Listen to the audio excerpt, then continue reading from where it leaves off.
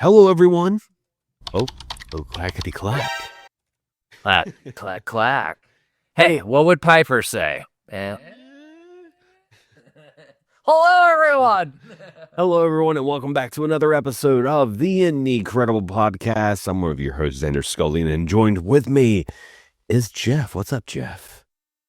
It has been chaos. I mean, my main job has kept me freaking busy, and right now, and it's just been nice to take a breather, have a shot at tequila, and shoot the shit about some video games. Ed.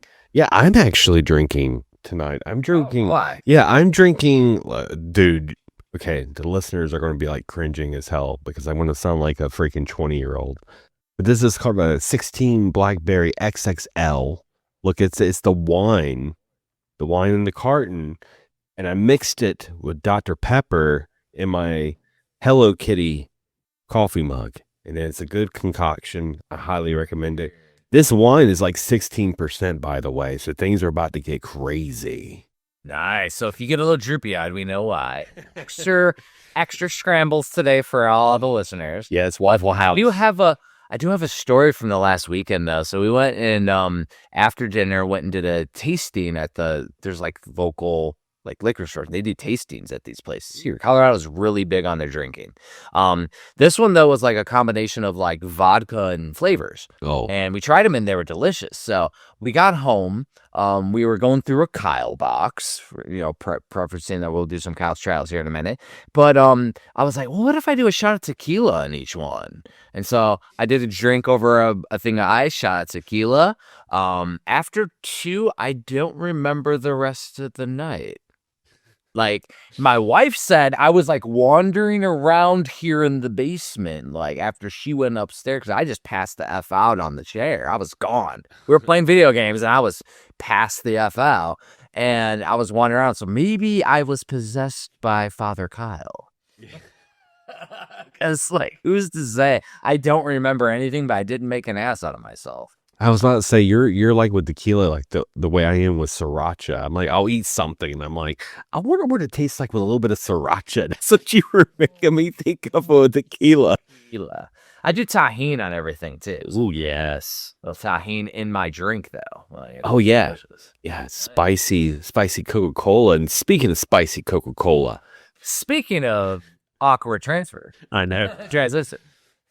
So, we gotta get into the Kyle's trials. It's not a beginning of an episode. I mean, we talked about alcohol, but we gotta talk about Kyle too. What's going on with this? Alcohol.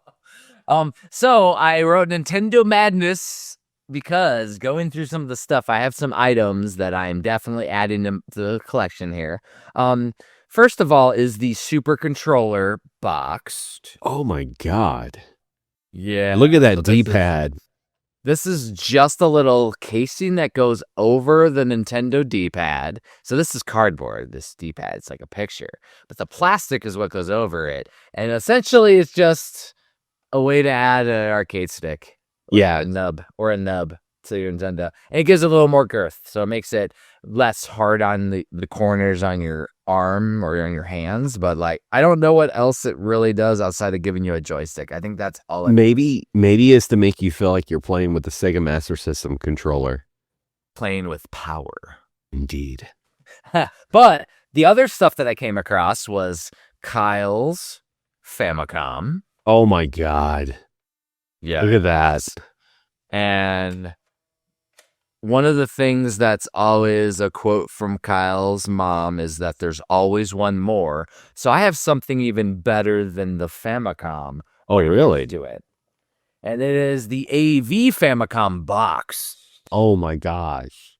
So the AV Famicom, the NES top loader was RF only. The AV Famicom is a top loader that's AV. So it has the good outputs to go to more modern TVs at the time. This is the optimal way to play Nintendo with the least amount of flicker. Yeah, and that delicious dog bone controller. Let me tell you. Two of them. Fuck. Like this stuff right here, there's always one more, Xander, and like so literally right on top of each other, the Famicom and the boxed AV Famicom. I Like, what the hell, Kyle? the You're very insane Famicom madman. the Famicom is one of my favorite looking consoles next to the PC Engine. Like those are my top two, PC Engine and Famicom.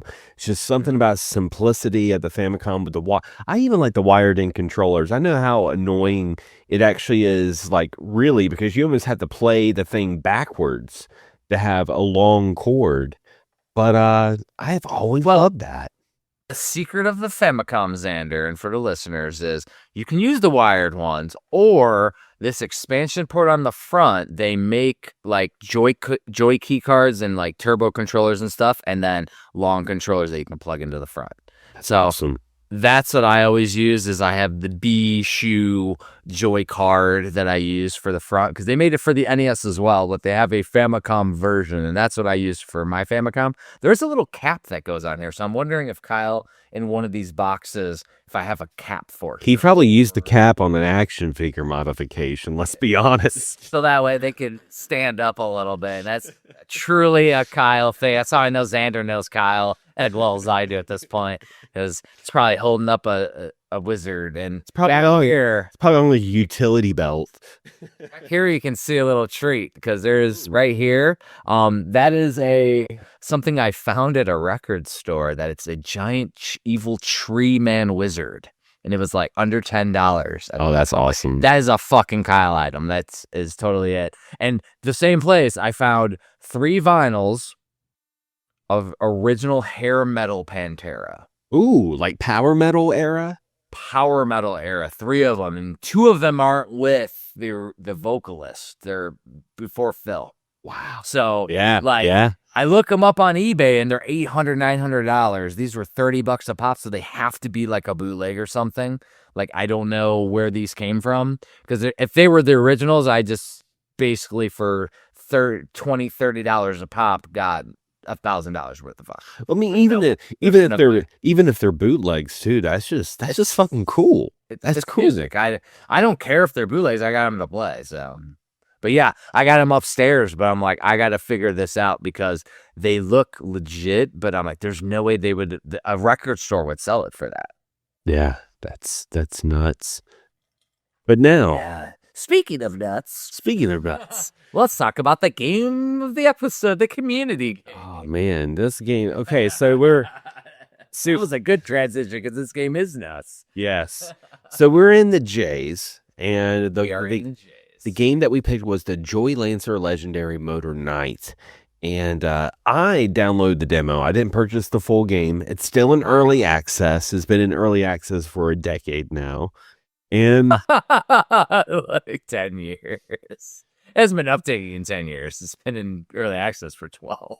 And man, Jeff, what'd you think about this? So, the Joylancer is a game released in 2014 by Alpha 6 Productions, published by Digerati.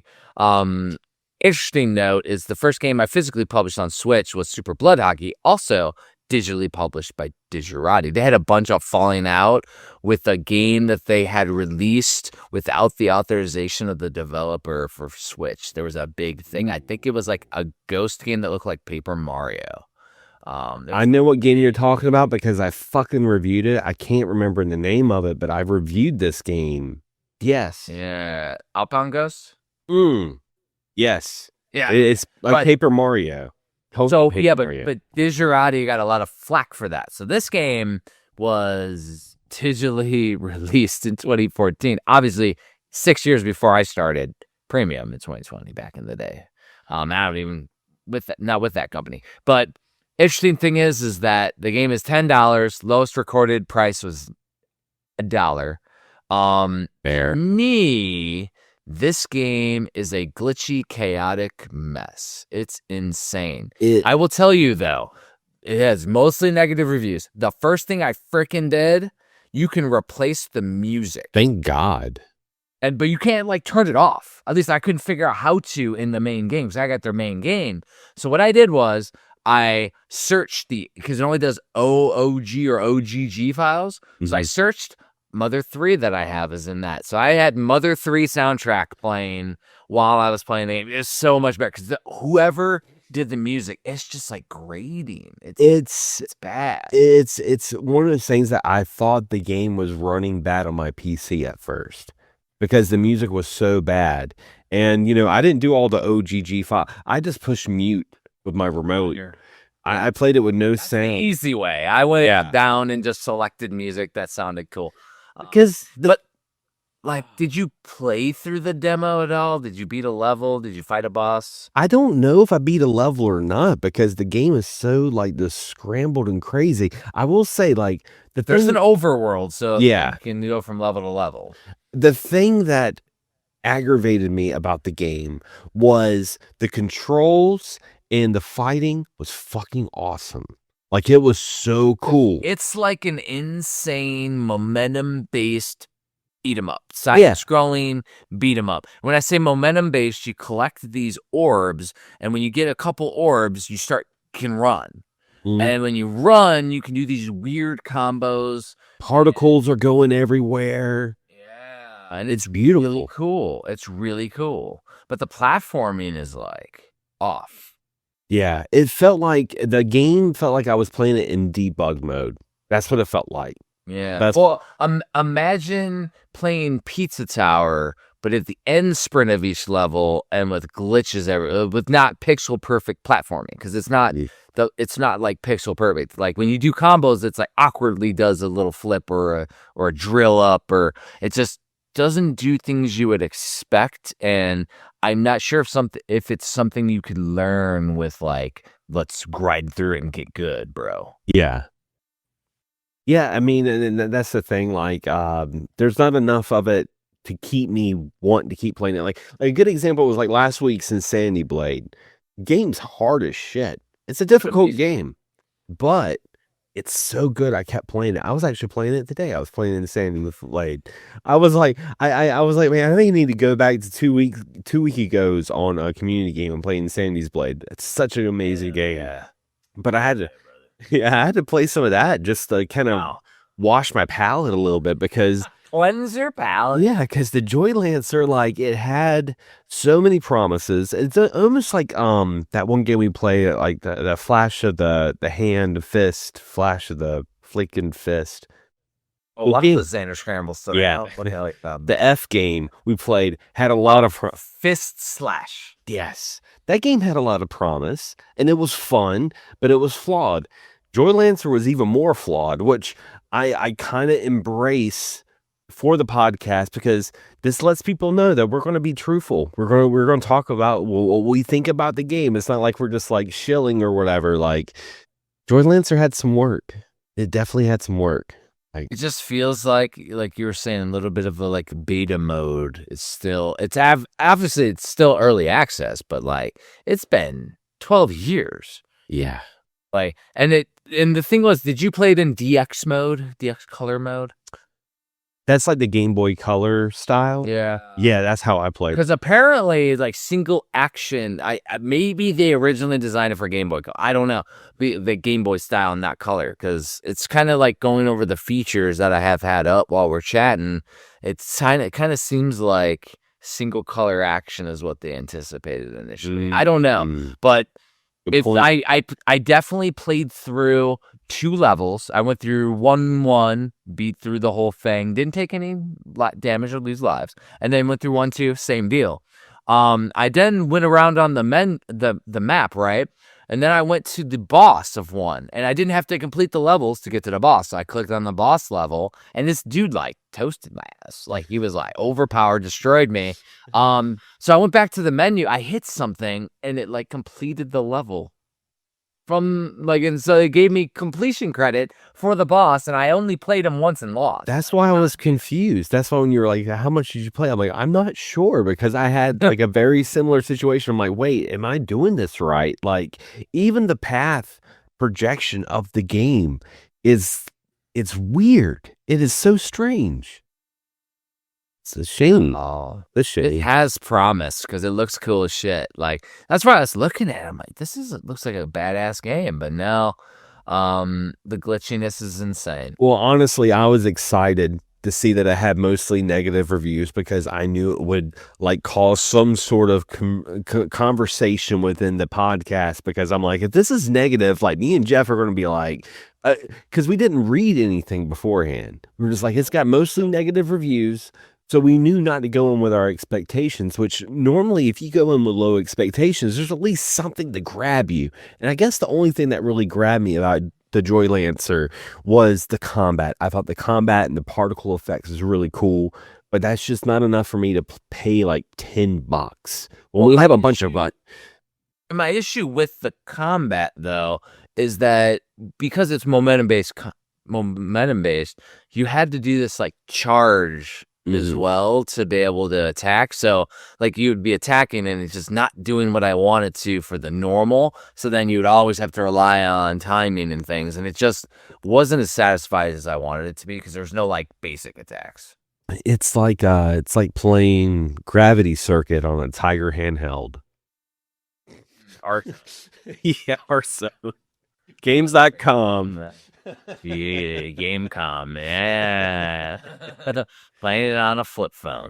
Like, it's craziness, though. But yeah, so, I mean, luckily we don't rate games on this. We just say if we like them or not. I definitely think that it needs a lot more time in the oven, and if it took 12 years to get to this, which it didn't, they haven't updated it in 10 years.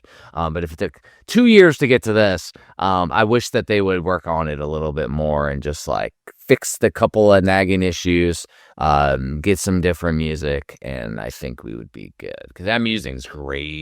It's so bad. I was like having to plug my ears while I was changing out the files. Luckily, it saves it. Because there was like a cut scene where it was just like this ear piercing beep the whole time, like beep. And I'm just like, what? That's why I was like saying the music. The music was so bad. I was like, can my mini PC not play this? Like, come on, like my mini PC. Both of us being musicians is even worse. Yeah, it's true. But we have something exciting to announce for this community game this week, because we're not going to K yet. We're going to wait one extra week because we got a surprise. And I think our listeners will be okay with it because, we got a reach out, or someone reached out to us about developers. Yeah, we had developers reach out for this really, really cool game called Slime Attack Survivor. Slime Attack Survivor. So this game right now is on sale for $5 on Steam. It was released March 9th of this year. So it released at the time of this recording today, basically yesterday, but like Mario Day. And essentially this is a bullet hell arena shooter action roguelike. So you're thinking like Vampire Survivors, but with a little more attack oriented. Developed and published by Doom Masher Games Studio. And so essentially why this is exciting is not only did Xander and I get some codes, but they gave us some extras for the listeners. Mm-hmm. So how we will do this is we have a couple of codes, first come, first serve for the listeners once we post the episode. So as soon as you hear it, you ping us on anything. You go to our Facebook, the Discord, shoot us a DM, whatever. Like, it doesn't matter. However, we will shoot out the code to you, and once they're gone, we'll be like, sorry, brother, it's gone. Like, but there's somebody broadcasting it right now, playing it live, by the way. It looks like a fun game for like seriously, and it's kind of cool. They reached out to us because I know like we love our Vampire Survivors. Like we love those like quote unquote bullet heaven games. So They did compare it also to Brotato as well, which is a really excited about. Yeah, I love Brotato. So yeah, that sounds dope. Now, my main thing is I haven't really I've scrolled through the page. I haven't looked at users. There's only a couple user reviews because it's in early access or just released. My thing will always be with these games, the progression system. If it has enough permanent upgrades, I will be addicted as shit. Yes. If the permanent upgrades are minimal, but you get like a bunch during it, Vampire Survivor style, with like it'll be cool. But like if you want to get us in, if these permanent upgrades get us this progression feeling, like I will, like this might be a problem this next week. I might not get anything else done because we're working on lots of projects too. Yeah. That'll be a good problem to have. But yeah, first listeners, and I know we at least have 2 copies. Developers might listen to this and be like, "Oh, we need to give them another copy." Because if we get a bunch of you, so reach out, and if we have a copy of the game, we will send you a code for free. If not, it's $5. And also, like, I don't have the page up right now, so you have to correct me on this, Jeff. But does it offer like online co-op? Ooh, it is a single player game, is what it says. It does not say anything else about even single. It doesn't even say that there's couch co-op, because we could stream that if it was. So I was about to say, if there was online co-op, I know we talk about the streams, but I think it would be really, really cool to like hone in on a Friday night and do a stream with the community, like someone who else gets the game. We all play and stream it. That'd be really, really cool. On youtube.com/Xander Scullion. Yeah, of course. That is where we also post the podcast. We have, Pocket apps, and then of course youtube.com/Xander. Yeah, it doesn't say there's 2 players, but like maybe there is, because it also says Steam is learning about this game. Well, we'll learn about it. We'll learn about it. We're gonna learn. We'll learn. You all will. So moving on. Yesterday was 3/10. This is 3/11 as of recording this, date wise. Mario Day, though. Yeah, yesterday was Mario Day, and Jeff, it looks like you played a classic. This is an absolute classic. And I absolutely did not on Mario Day. Like I worked like 16 hours yesterday, but I played Mario 1 right before I blackout drunkenly passed out of the tequila and vodka drinks on Super Nintendo. But here's the thing. I definitely, my hand-eye coordination was not running well, and I was still able to get to 8-3. It's just... You've seen Warps, of course, but I got to 8-3. I was about to say, like... I was like, how the hell did you get that far? It's like riding a bike. You don't forget, man. These games, even the Super... because I'm assuming it's the Super Mario All-Stars version, correct? Through FPGA and the Mr. Multi-System, too.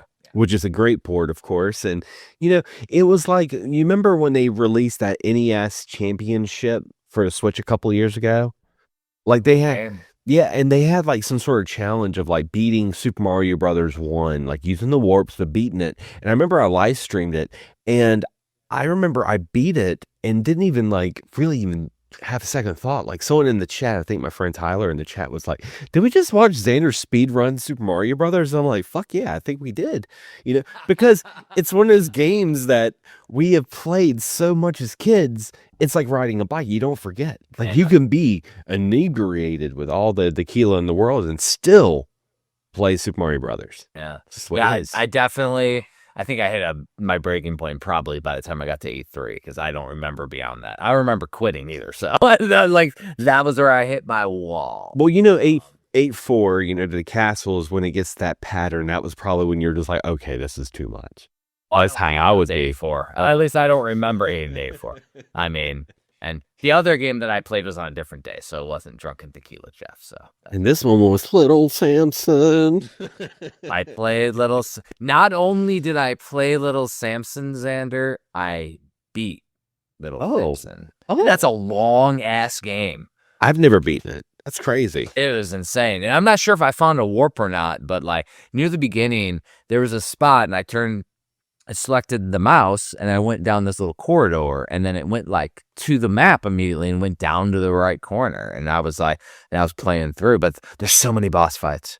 You have to fight like the Reapers that turn into like giant dragons. And then there's a boss rush at the end, and it's crazy. Well, it was badass though. It's one of those NES games that obviously is worth a lot of money, but most retro games are worth a lot of money is because of the supply chain, but Stadium events. Yeah, but Little Samson is a legit good game. Like it is so freaking good. Yeah, there's a few of those games. I think they're all Taito. That were like Little Samson, Panic Restaurant. That are excellent games. I think they're Taito. I could be wrong. I'm not gonna look it up. but yeah, like they're excellent, and that was the first time I've beaten Little Samson. I had never beaten it. I'm like, I'm going to beat Little Samson. I think it was like Sunday or something. It's because we weren't able to record, and then my wife wanted to do stuff after I played Little Samson, so I was like, okay, we'll go do some Kyle stuff instead of recording. So it gave me a Little Samson story. Yeah, I need to go back to Little Samson. It's been a while. No, It's challenging as shit, man. no, for me, oh man, I know I wish I updated the show notes because I played a couple of games. So first off, I was watching Happy Console Gamer. That's like that's my Sunday ritual. Been like that way for over a decade now. He got suckered into the Virtual Boy. He did. Yeah. But people, the Virtual Boy for the Switch 2 is a case that you put your Switch in. It's a case. You're paying a couple $100 for a case. It doesn't have anything else to it. It literally has a case that you put in. You still have to use your Joy-Cons, and it simulates the red. So, that's why they created the cardboard version. Yeah, I was going to say there's a cardboard version as well, but I'm glad you mentioned that episode because he mentioned in that episode he got a physical of UFO 50. And, I know... He did.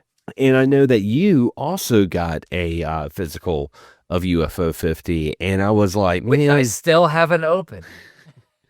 And I was like, you know what? I want to play UFO 50. So that's actually what I was doing today. I was playing a couple of mini games and stuff like I can't remember all the games off the top of my head because there's 50 mini games within UFO 50. Yeah. If you guys want to know more about it, of course, check out our first episode because that's a special game. That's a game that, you and I both, when we started a podcast, we were both playing at the same time. So there's already some nostalgia embedded with UFO 50. So I've been playing that. And I'm not sure if I mentioned it on episode 1 or not, but like kind of my mental idea is I wanted it to have a physical release so I could beat all the challenges because there's like cartridge you can unlock and a heart for doing all the things, but I didn't want to do it on Steam. I wanted to do it on a Nintendo console. Yes. So like I've been waiting, but I haven't played it yet.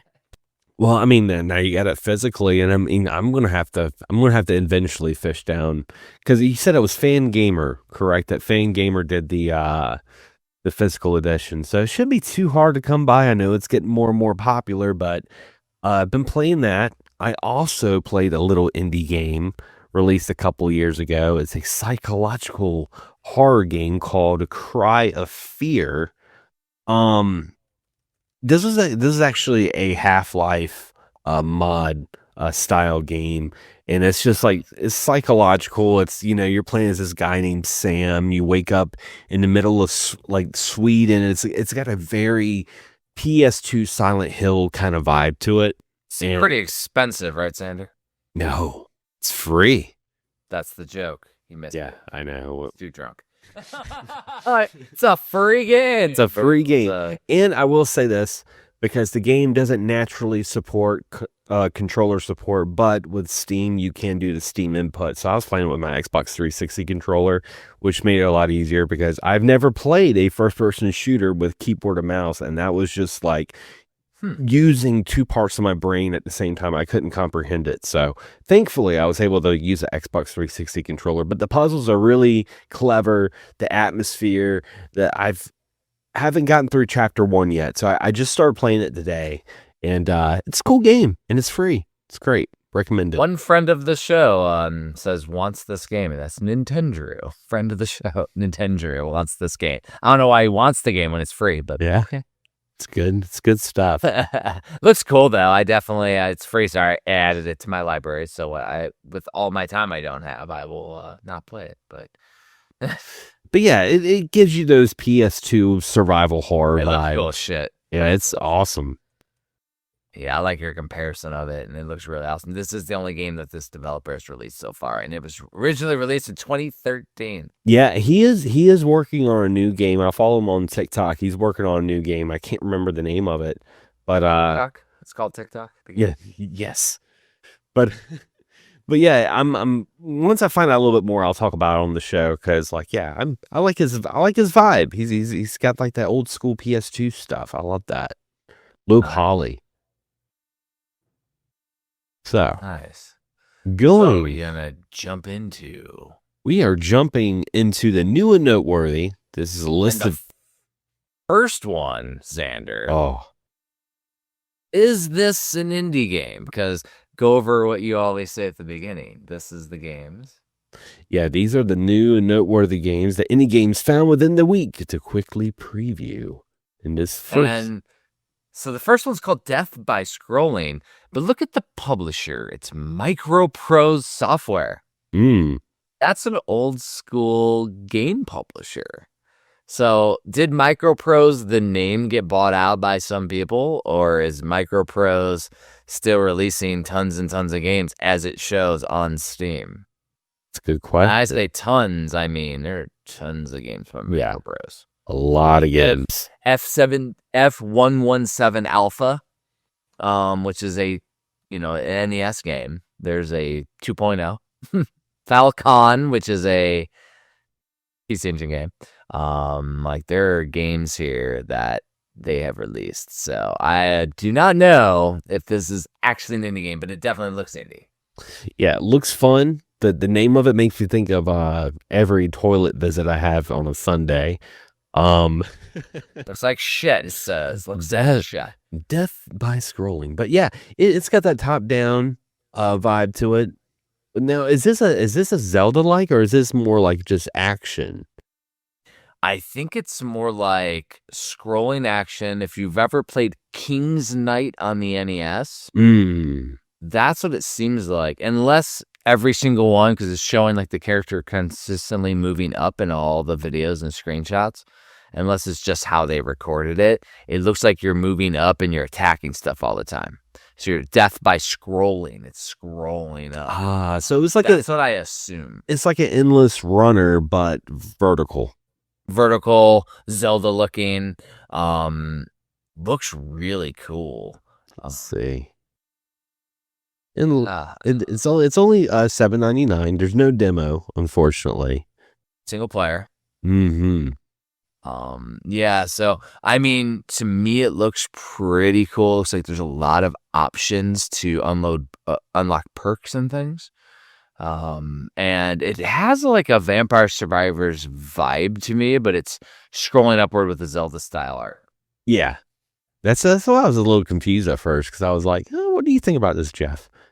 Yeah, I mean, because for me with the Zelda, I like to like enjoy and explore and pace myself, like having that little extra amount of stress. I don't know how to feel. I gotta check it out though, and it's $8, so not super expensive. Has it went on sale previously? Like, when was the last time it went on sale? Let's see.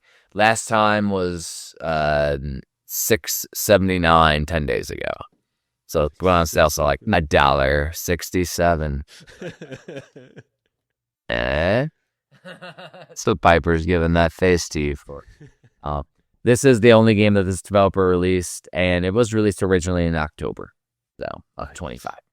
So it's pretty new for us. Yeah, and this next game, Cody's Nightmare. It's a spooky 2D pixel art game about a little boy named Cody who is stuck in his nightmares. Yeah, it's like shooting like a super soaker or something. Like it's like his gun is like a little super soaker, and everything is like drawn with a cartoon aesthetic. So it's like a 2D shoot 'em up platformer, basically. Yeah, it kind of made me think of like the mutant games that were on Sega Genesis. It kind of made me think of that sort of gameplay. But like, I like how the backgrounds are all like hand drawn. It's like, yeah, it's like your character and everything's like pixelated, but the backgrounds are all hand drawn. That's such a cool aesthetic. I love that. So I don't know if this is what you were thinking of, but to me, it's like Todd's Adventure in Slime World. Yes, that's what I was thinking of. Okay. Yeah. Because that was the vibe I got from initial screenshots. But like you mentioned, the cartoony graphics, they're almost like Cuphead stuff. Yeah. But not that era, like later era, but like the way that they're drawn is like really cool. But then it's like super simple character sprite. It's like the background animations make me think of like the animation style for like Brave Little Toaster. You know, like the 90s, like kind of like shows. That's cool. Like really cool. and it was released in 2023. Developers Afternoon Games, and Afternoon Games did a couple games afterward. They've been doing like one a year. There's a horror survival game and then a city builder. So definitely they jump into different genres, which is kind of cool to see. And for $4.99, that's not bad at all. Not bad at all. I didn't look to see what's the lowest price, but like $1.24. So it could be in our budget sometime. Yeah. We missed it in December for $1.24, Xander. Well, this one right here is just, a Whisper. The Whisper Mountain Outbreak. This game looks crazy. It looks like an isometric, pixelated version of Resident Evil. Yeah. Now, one of the things I noticed in this game too is I think this is the one that had the B-roll that had a lot of like streamers. A lot of streamers were playing this game. So it looks like it would be like a really, really cool, like co-op sort of game. It does say escape room meets co-op survival horror. Ooh. So, I mean, escape room is what Resident Evil survival horror kind of is. You have to escape. Released in August by Toje Productions. It's still in early access, so there's that. It has your Xander Scramble demo. First demo of the episode, hell yeah. Yeah, there we go. It's called Whisper Mountain Outbreaks Friends Pass. Friends Pass. It's a friendly demo, Xander, where you get murdered. It looks like there's some different types of filters, too, to make it more PlayStation-like. Yeah. Which is always cool. And then, like, the puzzles definitely look Resident Evil style, where it's like you got to do this puzzle to move these frequencies and hit buttons. And I wonder how that works with co-op, if, like, one person just to sit back and watch, or is it like we're both frantically trying to frickin' do it? Yeah, I think that's what really makes this game have a very positive score on Steam. And like I said, it shows a lot of folks live streaming. It feels like this is a very like a game that a lot of people want to participate in. Like a really, really cool game to watch and play and talk amongst yourselves. Like, it looks cool. It does say that one of my friends on here owns it, which is Ninja Lunchbox. So I think we know that guy. Executive producer. But like, yeah, so apparently maybe he'll be able to tell us in the comments, and he usually does in Discord, like what his thoughts are on this game. Because he probably has posted it in Facebook page or something. It looks cool as hell, though. I like those type of games. I don't know if I looked. Toje Productions has done other games, a lot of other games, like 65 games. Yeah, and a lot of different styles too. Yeah, and let me assume. So they might be a digital publisher, not a developer, too. That does happen in Steam. The one game they have called Raising Hell looks kind of cool. Vertical platformer roguelike filled with adrenaline pumping action and tons of heavy gothic metal shreds. Yeah. Like my weekends. This sounds fucking cool. Oh, yeah.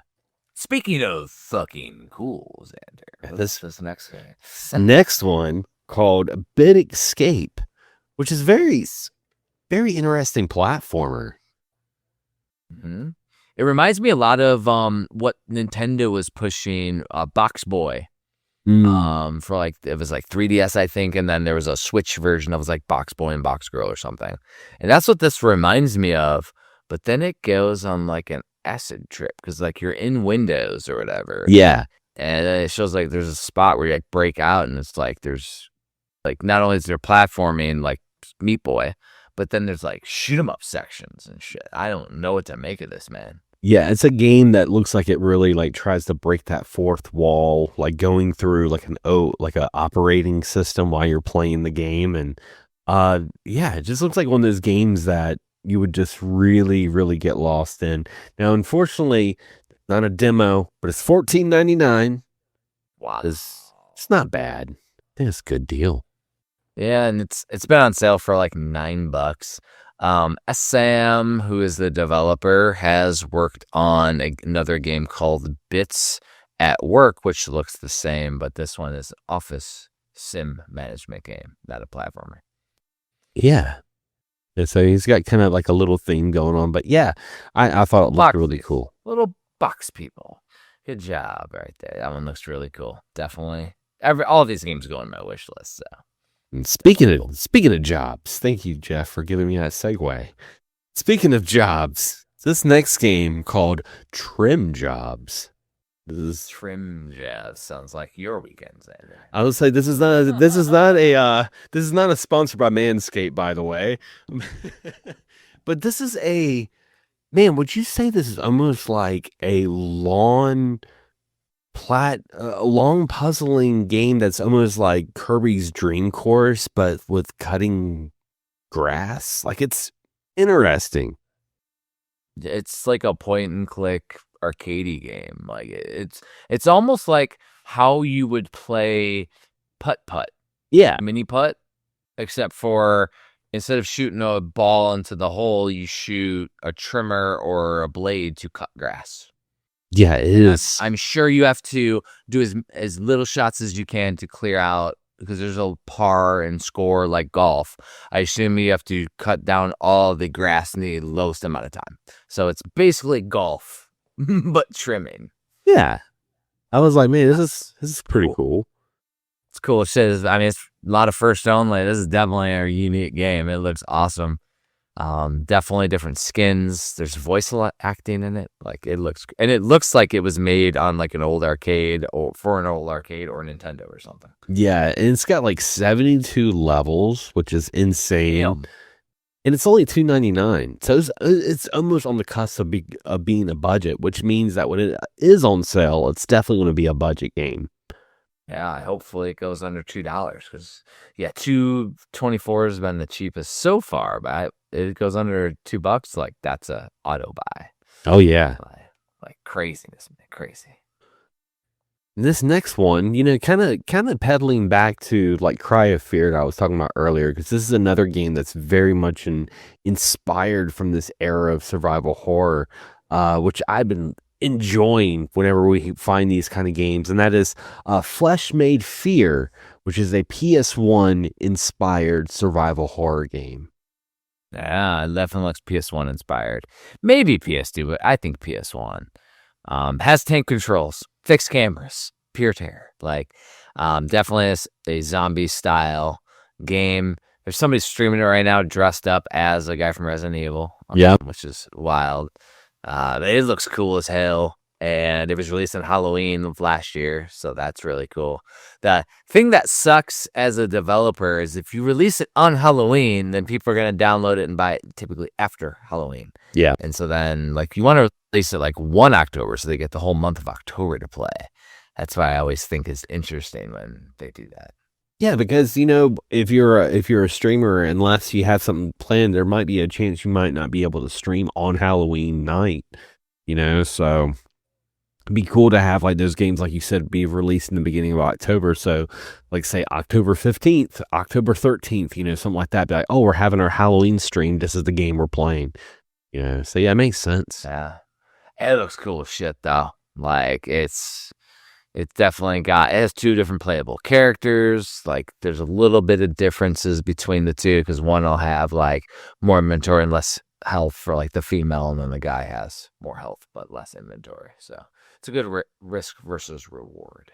It's $17.99. There is a Xander Scramble demo, so if you want to try it out, that's the way to do it. But yeah, this definitely, like you said, it's a wish list game. It's the game I want to check out.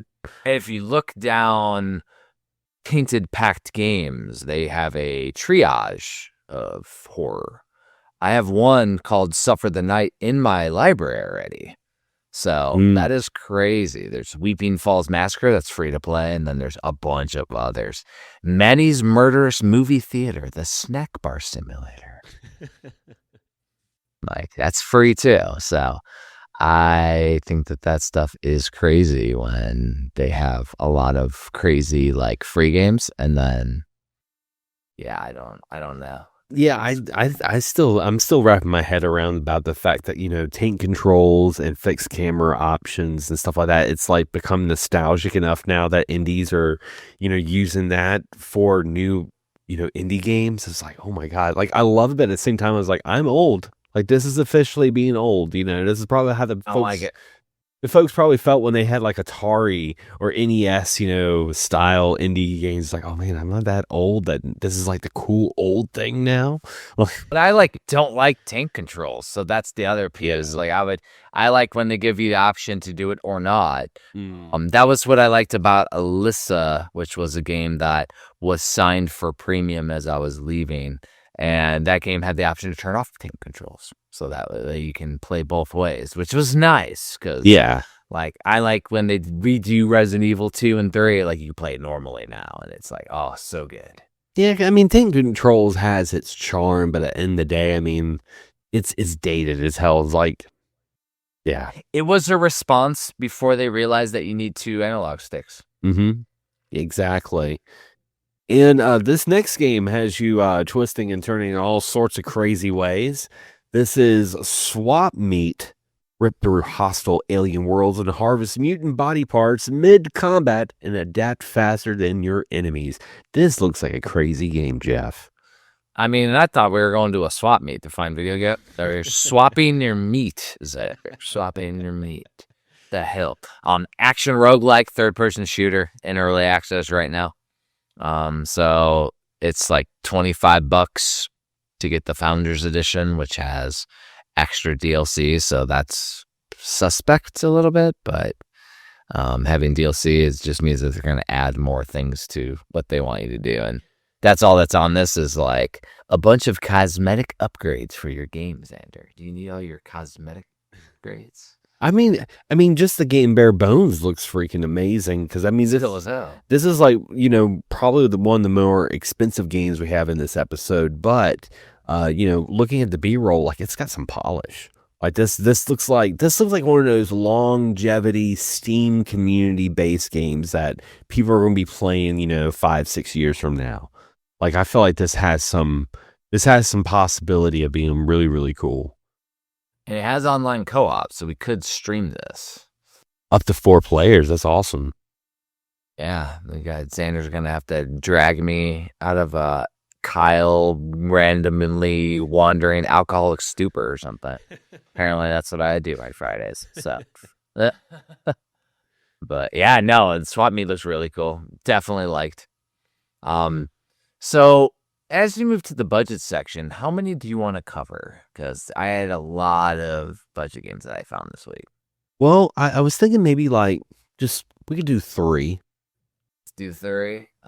Now, one of them I definitely want to talk about because I have it on Switch. Oh, which one's that, Xander? And that is the first one called Swords and Bones.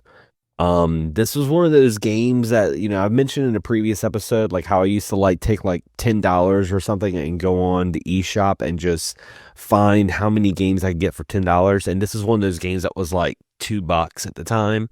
And it's a, 2D ghouls and ghosts style platformer. It's hard as shit, but it's a lot of fun.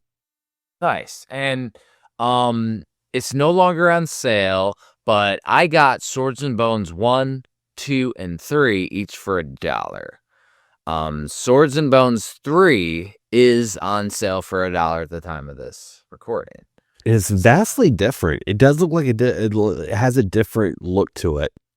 Yeah, it's like action adventure RPG, so aka like Metroidvania vibes to it. Swords and Bones 3. Each one, there's 5 of them on Steam. 5? Holy shit. There are 5 of them. 3 is the 1, 2, and 3 I got on sale. 4 and 5 haven't seemingly been on sale yet. They're published by Seep. Love Seep. Cosmos Bit we've talked about a bunch of games from the Super Boo Crust. That Seep is one of those developers you can follow on Steam, listeners, that you can go down a rabbit hole with because they've released a lot of cool retro aesthetic shit. And I want to say that's probably because I went down a rabbit hole after an episode and wish listed all their games. Yeah. I think that's where a few of these came from. Yeah. There's at least 2 more that I see on their page that are on our list right now. So we can just do those 2.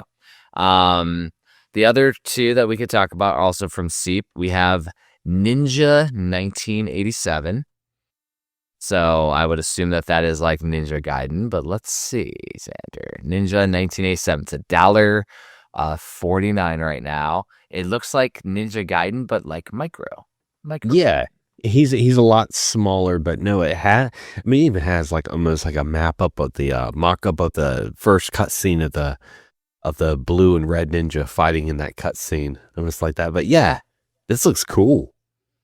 Yeah, that's 100% like micro Gaiden, which I'm here for because that is absolutely a Kyle classic. He used to like no death run in that fucking game. It's has an 80s B movie style story according to the thing. Like it looks cool as shit. And for $1.49, you definitely cannot go wrong.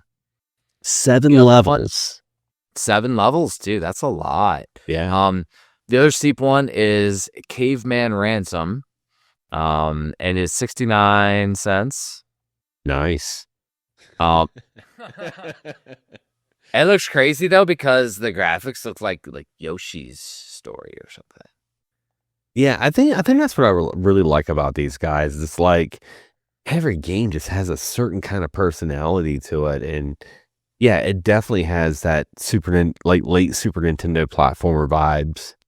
It's cool. Yeah, and I mean, they're not real good on their descriptions like some of the developers are, which, if you're going to make a game and release it on Steam, make sure you overdo the about the game. Add GIFs so you can see the animations. Like that stuff helps your game sell in the modern community. This one's more 16-bit style platformer, though, from the 90s. 50 levels for 69 cents.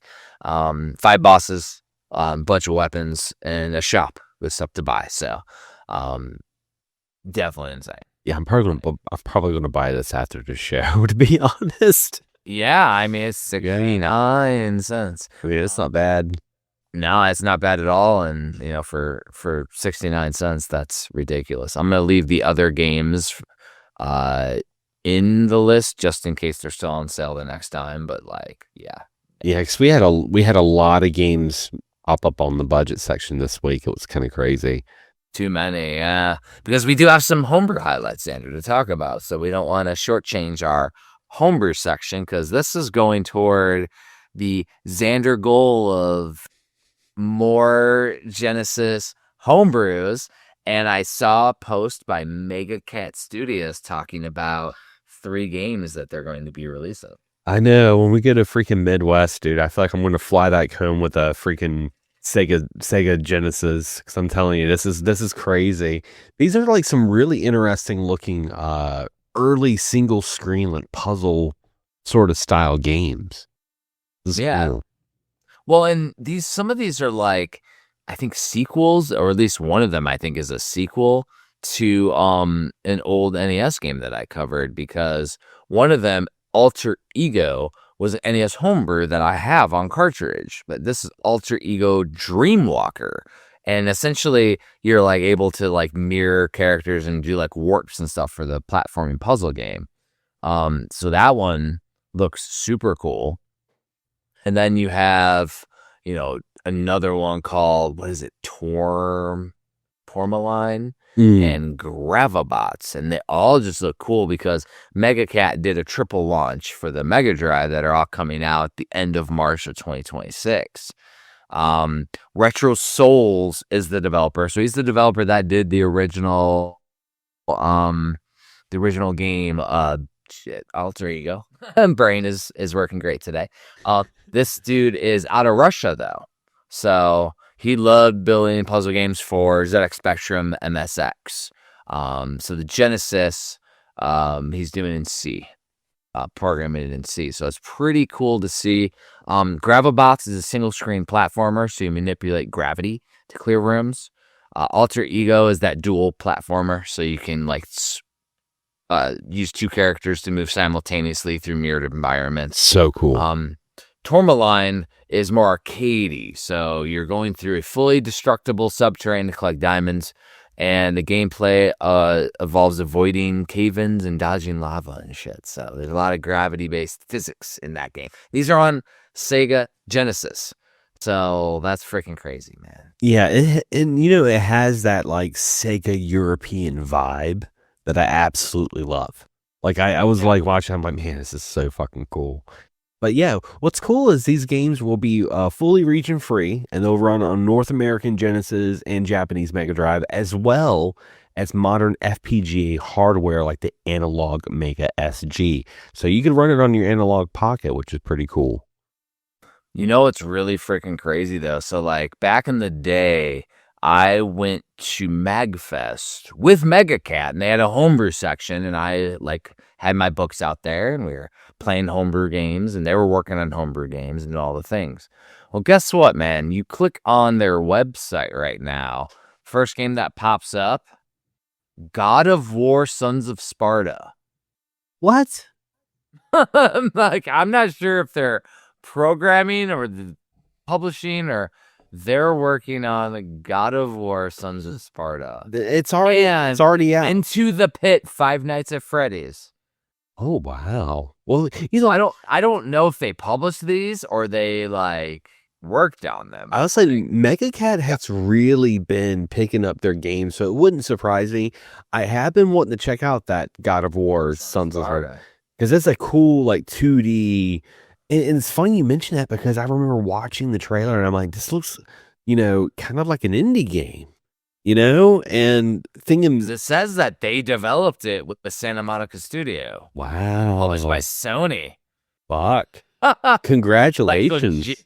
Congratulations, James, because I know these guys. Like, they're cool as shit. They're awesome. The thing is, though, is that MegaCat was their side hustle, and they worked on, like, modern VR stuff for main jobs. So they may have just, like, worked on it, and MegaCat is now the primary. They're the ones that did they're the ones that did Xenocrisis, right? Like, did the stuff for that? What? They may have done the physical. They weren't the Bitnet Bureau was the publishers, Yeah. But like still, congratulations to freaking MegaCat. They've turned that like page, because I know that like recently they were doing porting of like NES and stuff to Switch and Steam and helping out developers and things. But I didn't know that they were like doing all that craziness. Like my head's been in a hole, right, Piper? It was like, I've been in a hole apparently. Well, it's like, doing the podcast and all of our crazy things. We get kind of, we naturally just get tunnel vision sometimes. Like things slip through the cracks, and Well, and like we even missed, like it was last week, we missed the damn homebrew that was limited that was released through the Video Game History Foundation. I'm like, how the hell did we miss that? Yeah, like it's something that like I absolutely would have collected, and it's like I missed the hell out of it. Well, I mean, speaking of, tunnel vision, getting caught in and trying to work on something, because I think a lot of folks are going to be also going through this as well, because, man, Bite Off is getting up. Bite Off 6 is getting crazy. Well, like on the 1st, they announced the theme. As of Mario Day, March 10th, they now finally have 100 developers working on something, or at least signed up to participate. Where this is going to be crazy for the Incredible podcast, Xander, is that we plan on, after the 1st of April, trying to cover as many as we can, because we want to do a best of Bite Off Incredible. Yeah, Lord. And so that's going to be insane. Like, we're going to have to like run through some games and see what freaking pops out. And of course, I'm working on my own, so I don't count. Even if it like is, there's some kind of coolness to it, which awesome. I'm working on whatever I can, but like if it's not ready for prime time, like we won't be submitting it, because it's our community game here. Yeah, and that's why I want to go ahead and say ahead of time, because I know when we did that Bite Off episode, I know we had like composers, we had some designers and stuff. It was like, hey, I worked on this too, It's good. Yeah. It's gonna, and I do want to apologize, because it's gonna slip through the cracks, because there's just so much to digest in like a short span of time that we can't cover everything, but we're gonna try to cover as much as we can. Well, and it's also important to know, like when we did the Bite Off episode, we took the notes based on what was available that we could find. So if it wasn't like clearly articulated, worked on what, like it was we only could see what we could see, so we talked about what we knew, and we also were like just popping on the ROMs, and it says developed by this company. Like it didn't say like who everything was. And when we played it for the episode, we definitely just like popped on all the games and played them and reacted. Yeah. So we didn't go down the research rabbit hole. We're going for more playability. So that's also what we're going to do for Bite Off 6, because nothing is available to play right now in demo. And I think it might be when people start submitting, but like it's the 11th right now at the time of this recording. It's not halfway through the month. Nobody's going to be done yet unless they like already pre-worked some stuff. Yeah. Kyle's Trials, I started on the 1st. So I didn't do anything. I didn't even have an idea for a game until they announced it. Like I went straight in raw into it, came up with the idea. The best part is that I do have a Kyle's Trials update for you. Oh, yes. Yeah. Well, before you get into that, I do want to say, because we are going to be at Midwest. So if anything slips through the cracks and you see us out there, just come up to us and be like, hey, what's up? Because, I mean, I'd love to talk to more of the composers and stuff. As a musician, I'd love to talk to folks with that stuff. And for all the listeners, hunt us down. We will be there very clearly there. But yeah, definitely we'll be at Midwest Gaming Classic. They're going to be doing the Bite Off 6 awards. We're covering the red carpet. We're going to be doing a panel at 2:30 p.m. on Saturday, by the way, Xander. That was already confirmed. Yeah. And I'm assuming that I'll have a booth somewhere too. Like whether you can ever find us at the booth is the question. But like I will have us set up there. You hunt me down, you can buy some books. I'll have some of my art. I have some special shit I've been working on. Like it's right there over my shoulder. For those on video. But like I've been working on shit like every couple days. I've been working on some stuff specifically for like Midwest. So some cool ass art, and it's just me a good ass time. Like can hang out with us. So Yeah. The Kyle's Trials updates though. I'm gonna be working on stuff, but also like working full time during the weekdays. So I'm not doing really anything except for on weekends. So my bite off thing would be like 3-4 sessions is what this demo will be. So the first one I worked on the Kyle pixel for Kyle's Trials. Kyle's Trials is going to be some kind of platformer. Y'all as the listeners and all the Patreons can vote on like what type of genre we ultimately want. For the demo, it's going to be a proof of concept. I'm going to be working on it so it actually like does something. But like we can make a freaking Metroidvania if y'all want me to. I was thinking initially when I was conceptualizing, so Kyle's Trials is Kyle getting wasted, eating food at a Mexican restaurant, and he gets his leftovers and he either drops it in the parking lot or leaves it some. That was every single time.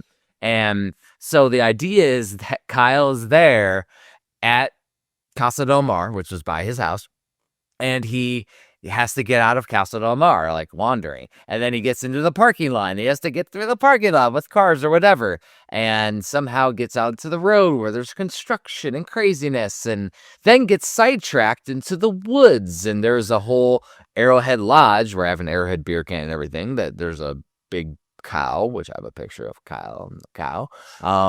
And so you get distracted to the cow, and then you finally get to Kyle's condo. We gotta get up the stairs and all the things, and then we get into the Retroseum, and there'll be video games and shit. Like that's kind of the idea of the vibe. You know what I mean? You know what I'm thinking while you were describing this, and I was thinking about the gameplay. I was thinking about like those kind of platformers where the character constantly walks, and you have to move the environments to keep them alive. Jesus.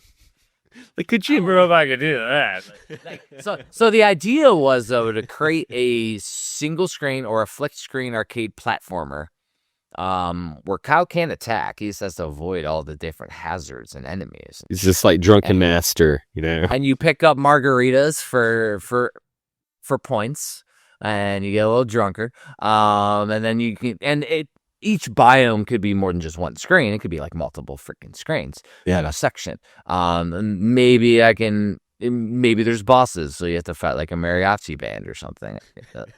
Or whatever. Construction workers or the giant cow or so that's kind of the idea. So what I worked on and then like throughout that week, I worked on like what biomes. So that was the description I just gave you, the biomes, the areas of the game. So last weekend, I worked on the title screen. So I sent Xander a copy, and I can post that to the patreon.com/Hagen's Alley. I will post now after this episode. I will post the title screen logo, which is simply Kyle's Trials with a bunch of flames, and then, Kyle, the pixel from the game. Now, keep in mind, like, the pixel art took me like 7 hours, and I'm like, there's no way in hell I'm going to get a demo done. Then I did the title screen. That took me like a couple hours. Yeah. This is all done by hand in like Photoshop with 3 colors, so that way it's NES ready, and I've imported already into NES Maker, so it already works. The Kyle one already works in NES Maker as a platformer and jumps, and I already got animation because I just switched up some of the frames, and he has his hand down and holding the thing, and it just moves the hand. That's like, awesome. So it's very awkward right now. For a demo, it works.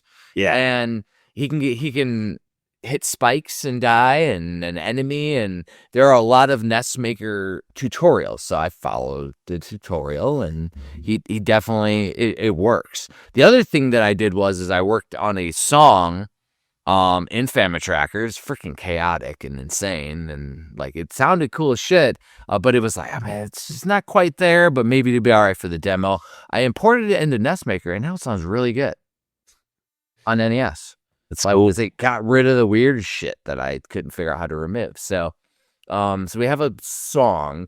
I wrote music done. Not all the music's done. But I don't have anything for the title screen yet. I don't know how to do a title screen yet. I just have like a little platformer thing with a couple levels right now, but I still got to design enemies, backgrounds, craziness, and the way I did Kyle's pixel is it's like. He was a redhead, so he had orange beard and everything. So it's all orange with some white to give some accents, and then a blue outline. And what the blue outline does is I can do darker backgrounds and Kyle will still pop out. That was kind of the idea, and I could do pastel backgrounds and it'll pop out, because if you do black as the 4th color, it's all clear. So I didn't do a black outline like you typically see. And I figured that gives it a different feel from your normal NES homebrew stuff. And pretty complicated pixel art, as you saw. So it looks cool. But he's a little bit bigger than the normal. It's like Super Mario sized. Yeah. So I can't just do like a big maze on a single screen. So it's going to be more so like these little challenges on each screen before you get to the next one. And kind of trying to keep all your lives while you're building up the high score. And I think that would be kind of fun to do for a demo. Now, that's for the demo, but as we flesh this out through the Indie Credible podcast, get it ready for like a real physical release, if we could do it as a Metroidvania and I can make a giant complex map that I have to draw out on paper, like we could do that. I'm trying to do everything in-house just to make it super fun and unique because it's personal with Kyle and everything. And my daughter's doing the artwork. London wants to do art for whether that cover is going to be like the licensed one or that's going to be a variant. And then we have like another artist like scale it up or she makes it freaking badass and professional because my kid can do art. It's if she has the know-how as a 14-year-old to do it. Because it's not the know-how, the care level, because she's a 14-year-old. Yeah, and and it all harkens back to the bite-off theme for 6. It's not about the outcome, but the journey, and I think that's the most exciting thing about this whole, update with every episode is we're watching a game take shape. What shape is it going to be in the long run? We don't know yet. It was the set, and I already had a quote on the title screen. The journey gets distracted. Kyle. I think the joke is going to be, so he does all this stuff all through the biomes. Then when he gets to the Retro Museum, he gets distracted and forgets to put the leftovers in the fridge, and then it repeats. What it is. Circling back to the very beginning of the episode, what it is he gets distracted by the little plastic piece on the Famicom console. And we're back to the Famicom. Here we are. He definitely was looking for that, like hilariously, like wandering through the Retromuseum like that. I think designing the Retromuseum level would be fun as shit because little video game pixels or characters or inspirations. Like it would just be a fun little end to the game. And there's a lot of screens you can do with NES Maker, so I'm not sure. Like I don't know about the memory things. And the one key thing for all the listeners and all the Patreons to understand is I don't want to have to do massive programming within NES Maker, because you can make a full NES game do whatever you want if you do a bunch of coding. I would like to try to do everything within the NES Maker construct for this game, or this first game. This would be the first, because I could still go back and do Happy Scrappy and the Haunted Mansion, which is already a Metroidvania designed in the original NES Maker. We could always flesh that out later. But Kyle's Trials, I want it to be the proof of concept, make a fun freaking game on the NES that's simplistic. Yeah. So, because I think it was Lunchbox or one of them messaged and was like, "Oh yeah, you should do a shoot 'em up section." And I'm like, "Oh, I don't know how to do multi-genre. Like it's like you gotta stick to one genre, and then we could do a shoot 'em up later." Like, exactly. That's the way that the creative process goes with like programming and even like music production and stuff like that. Like if you start small and natural. Yeah, start simple and small and naturally progress to something bigger. It leaves you less overwhelmed, because the more overwhelmed you are, the less likely you're going to finish the project, because you're going to overanalyze it and just get burnt out. So if it's something that, you're going into being realistic, with real life things and being like, okay, this is something I can create and have fun with and go with the flow. I think it's going to be really exciting. And I'm really excited about following the process on the podcast as well. Yeah. And so, like, that's the thing is, like, if we have something that's ready for a demo, because I think it's just, the idea is to create something during the bite-off. Like, it's not creating a full-fleshed game. We saw some freaking impressive games in the previous 5 bite-offs that, like, it seemed like people have been working on it for a year. To me, the spirit of bite-off is, all right, you get the theme, start day one. Yeah. There. And me working a full-time job, and especially this month, the craziness, it's very interesting, because I'm going to do this like with very limited amount of time to see what I can get done in a couple sessions. And if there's something worthy, because like right now I have an NES ROM, Xander, you can play. Yeah. Like it's a single screen and it doesn't do shit, but you can do it. So like there technically is a demo. The thing is, right now, there's assets from their tutorials. So I wouldn't submit anything that doesn't have all my own stuff in it. Yeah. So I've already done the music and my own main character sprite, but like I wanted to have a title screen and be able to play like maybe the whole first biome or a bunch of levels. Kind of what Athos did with Echoes of Elysium, where they had like, a chunky little demo at the beginning. Yeah. Yeah, it was a good appetizer, and congrats to Retro Bro John. His Kickstarter got fully funded, and it's going great. So there's gonna be a lot of cool announcements for that, for sure. You just mentioned Kickstarter. I'm like, how much time does my Kickstarter have? At the time of this recording, it will be successfully funded 100%, and it'll be done. But right now, I think it's still going, Xander. I think we're in the last day. Mm-hmm. Wow. Oh no, it asked me for verification on my Kickstarter, which means that it wants me to log in. I just logged in, by the way. I just wanted to see. Yeah, because there was another game, Get It Together, that's been posting updates. Oh yeah. Yeah, John Riggs covered that. Yeah. So I have 9 hours to go at the time of this recording, and we're almost at 100 backers for the Losing Sight, Finding Vision, and Atari Insider Story. So Ted had promised to do some interviews, but everybody that wants to do an interview wants a copy of the book. So we had talked about it. Instead of doing interviews now while it's in Kickstarter, we're gonna let the Kickstarter be funded, print the book, and then he'll have copies of the book, and then it'll be like post campaign. So that like everything's going to Ted. So essentially, like he'll be able to like market it and stuff afterwards. So that's what he's going to be doing. So you'll see a lot about the Atari Jaguar era 90s fun and stories and stuff much later. But like happy to help Ted make sure that his book becomes his dream for him and his son become a reality. It's really cool. Yeah, I mean, this is for some of the listeners aren't familiar with this Kickstarter. This is like a really impactful story about someone's journey through game development and just, life in general, and it covers that Atari Jaguar era,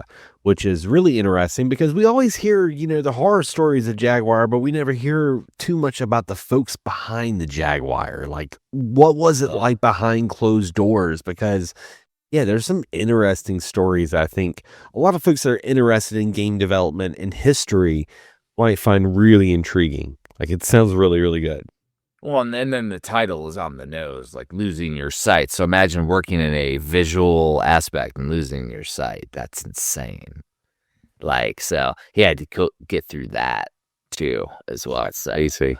yeah, so it is an interesting one. I have the whole manuscript. It's sent to the printer, but like I want to read it physically.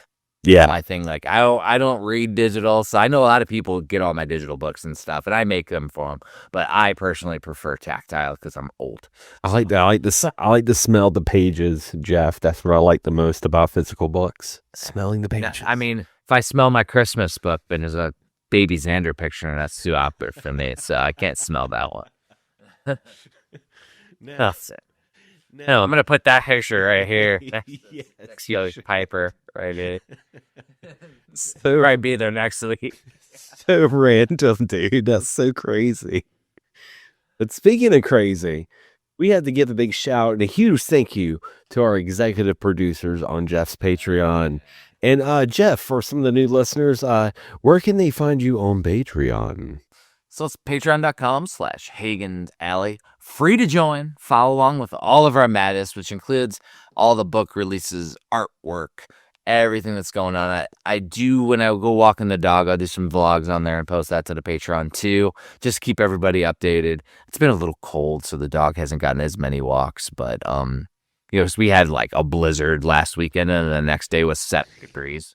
Yeah, I thought you were in North Carolina when you said that. I was like, man, it sounds like my weather. Bipolar is like, but we got like 2 feet of snow, and then the next day was 70 degrees. And I was like, so I'm walking the dog, and there was snow on the ground, but like I'm in shorts and a t-shirt. It's weird. Like, Colorado's wild. It's been a wild year out here. But yeah, so you can go on there. There's a contributor tier, so you can contribute stories to any of my upcoming new books, which sometimes we'll do like supplemental, and sometimes it'll go in the back. Depends on if the book's already printed or in print by the time I launch it. Sometimes I like to get it in print, so that way the backers get the book faster and not have to wait a year.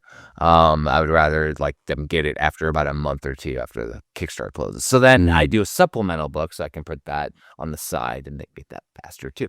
And then there's the executive producer tier, where they get a shout out at the end of any content that we do, combined with a really cool item at the end of the year that is a one-off just for the executive producers. So we did a Metroidvania book sleeve, wooden laser etched layered book sleeve that I hand did. It was freaking cool as shit. And wait till you see the crazy NES shit we're doing this year, Xander, because that's it. Like, think about, like, I do a bunch of paintings, laser etching. Think about a special edition I will do for an NES release. And the interesting thing is like, you're a one and done kind of artist. Like, you don't, whatever you make, like, that's it. Like, you did this huge, beautiful Lunar piece, and like in Snatcher, you've done Snatcher as well. That's not coming back. Like, those prints are not going to be reproduced.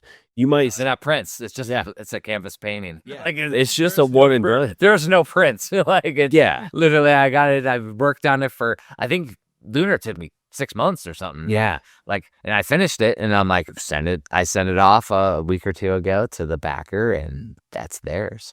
The ones that are on the wall here, I won't redo these either. So I'll probably have a couple of these that have been on the wall. I'll have a couple, like, punch out one at Midwest, and if somebody buys it, that's theirs. Yeah. And then I'll have to replace it over here on the wall. But the thing is that I just enjoy doing it. And like with some of the stuff though, like I'll do a set amount and I won't do any more. Perfect example, I released a homebrew back in the day. It was called MilesCon 2016 or whatever it was, Bad Bitch Edition. And what it was a choose your own adventure on the NES, like with text-based choose your own adventure, and Miles goes to jail because the year before at Midwest Gaming Classic, a Nintendo Age member, Miles, got drunk and was coming on to a cop. Oh no. Cop and got arrested. Got kicked out of Midwest Gaming Classic permanently. So I made the Miles Con. I think I made like 6 of them or something, and I hand numbered them all. And I gave them to people that were part of it. And Christian Dietering, one of the biggest homebrew collectors, wants a copy. Can't get a copy. I'm like, well, I only have mine. And I'm like, you find somebody that has it. Like I gave him a couple beads on people that. But like, if you get a copy, then you get a copy. But like, it was a fun little inside joke of an NES release, and it's a full, like, has all the pictures in it and text, and it's cool shit. I mean, and again, that's why it's good to join the Patreon. It's free, and if you can gather anything, Jeff's always working on something. Something's always being done. So this is the way to stay in tune, and also be sure to join us on Discord and Facebook, because we get some really great recommendations. Some of them on our executive producer page. So a big shout out to Akaroth. And the Disgruntled Gamer from the Thunderdome Gaming Society. And drum roll, please, Jesse Glenn. That's apparently a drum roll now, everyone. It is. Really good for the audio only. And Jacob Henderson. And Brian Pittman. And finally, Alex from Japan. Appreciate all of you as executive producers. And of course, they'll get to vote at the end of the year on a cool ass exclusive item. It might be a book sleeve. It might be a limited NES release. Who's to say what we'll do at that point? Shit gets crazy, Xander, for us. It might be a vinyl album of Xander Scramble doing evil ass black metal on it, cassette tape. Who's like Xander Scramble doing smooth jazz, the doom scroll. Jazz Scramble, because you got your black metal alter ego, and then you got the Xander Scramble doom scrolling jazz ensemble. Maybe that'll be what we do as we play music doing that. It's like Weather Channel music. Weather Channel music meets the Wii Channel. There you go. Wii Channel music. We'll only cover Wii Channel. Anyway, guys, we want to thank you so much for listening to another episode of the Indie Chrono Pop. Let me try that again.